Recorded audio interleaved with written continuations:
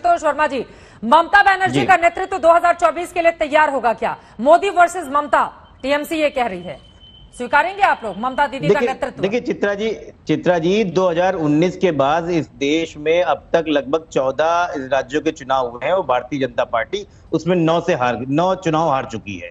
और 2019 के बाद 37% वोट के बाद लगभग 62% अपोजिशन के पास वोट है। अब चुनौती ये है कि ये 62% कैसे कंसोलिडेट हो, ये ममता जी के साथ में कंसोलिडेट हो या किसी के साथ कंसोलिडेट हो। पहला मुद्दा यह है कंसोलिडेट हो और इस तरीके से हम लोग विपक्ष एक यूनिटी बना के 2024 में एक नई चुनौती दें। अगर नेतृत्व होगा दीदी का तो स्वीकारेंगे एक लाइन में? नहीं, कोई खराबी भी नहीं है। अभी मैं ये आधिकारिक रूप से नहीं कह सकता, लेकिन कोई खराबी नहीं है, हम बिल्कुल कह सकते हैं। अभी समाजवादी पार्टी के पास 2022 का एक सेमीफाइनल है, इसलिए आप कह रहे हैं कोई खराबी नहीं है। सुधींद्र भदौरिया जी, और समाजवादी पार्टी बहुत सेंट्रिक होकर 2022 का इलेक्शन लड़ने जा रही है। उसके बाद हम लोग तय करेंगे क्या होगा। दीदी का नेतृत्व स्वीकारेंगे आप लोग 2024 के लिए? हर 2 महीने में आ रही है दिल्ली, मुश्किलें पैदा करेंगी बीजेपी के लिए।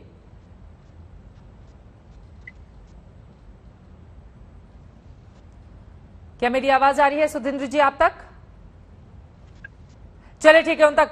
लव कुमार सिंह जी आप बताइए, दीदी का ये उत्साह क्या संकेत करता है आप लोगों की? और अब तो आप लोगों के लिए भी ऑफर है, जेडीयू को अब दूसरे तमाम दल ऑफर दे रहे हैं कि आप आइए हमारे में मिल जाइए, तो जेडीयू के तो दोनों हाथ में लड्डू दिखाई दे रहा है इस समय। लव कुमार जी देखिए चित्रा जी, दिल को खुश करने को गाली में इसमें इतने सारे लीडर हैं और इतने सारे महत्वाकांक्षी लीडर हैं कि कोई किसी का नेतृत्व में चुनाव लड़ने को तैयार नहीं होगा। नहीं तो स्पष्ट रूप से बता दे कि इनके नेता कौन है तीसरे फ्रंट के। ये कांग्रेस के लोगों से भी मिल रही है। कांग्रेस के अभी युवराज है, वो खुद ही प्रधानमंत्री के वेटिंग एंड प्रधानमंत्री के उम्मीदवार में है। और हमारे यहाँ जहाँ तक बात है, नीतीश कुमार जी ऐसे व्यक्ति नहीं है जो किसी के अवसर को बिना सोचे समझे उसे स्वीकार कर लेंगे।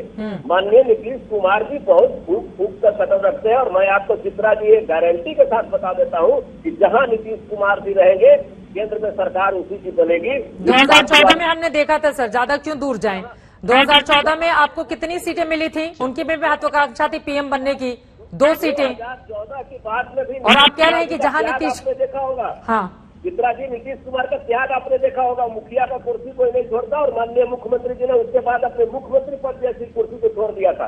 नीतीश कुमार जी पे कहीं हो सकता है कभी गलत हो जाए, लेकिन नीतीश कुमार जी हमेशा सोच समझकर फैसला लेते हैं। और नीतीश कुमार जी और माननीय दीदी जी जिस तरह से हर 2 महीने में आएंगी, अरे अपनी महत्वाकांक्षा तो पता है, दीदी के नेतृत्व में सभी पार्टियां एकत्रित हो जाएगी क्या?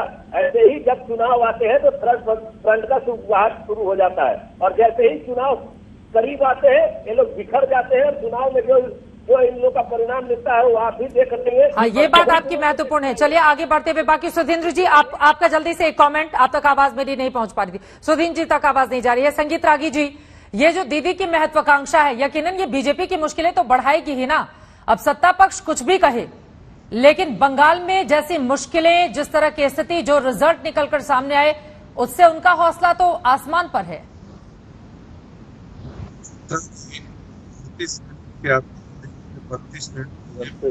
कांग्रेस आपने रखा है।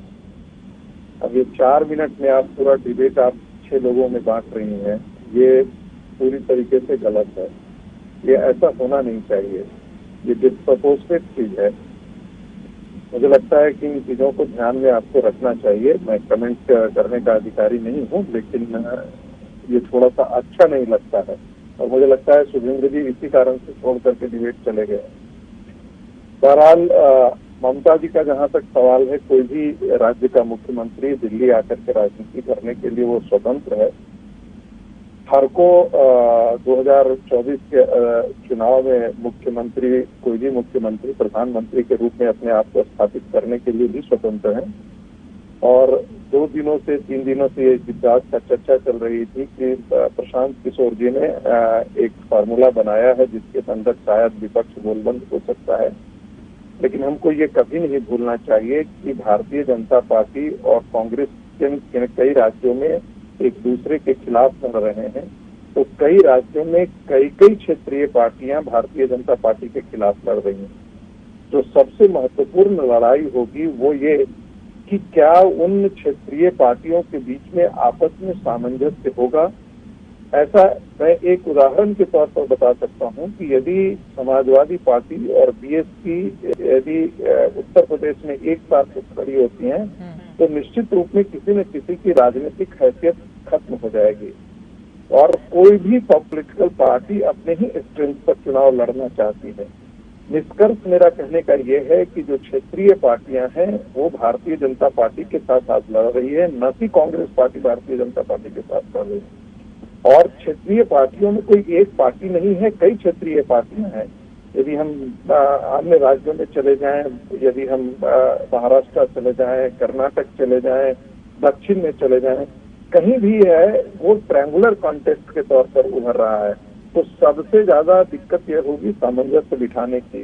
एक अन्य बात यह है कि इतने सारे नेतृत्व हैं, क्या कांग्रेस पार्टी जो प्रधानमंत्री का पद है वो राहुल गांधी छोड़ करके या गांधी परिवार से इतर किसी को नेतृत्व देंगी?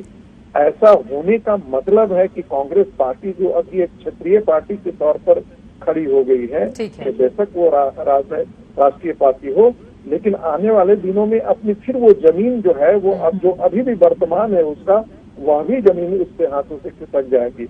मुझे नहीं लगता है कि कांग्रेस पार्टी इसके लिए कभी भी तैयार हो। चलिए ठीक है।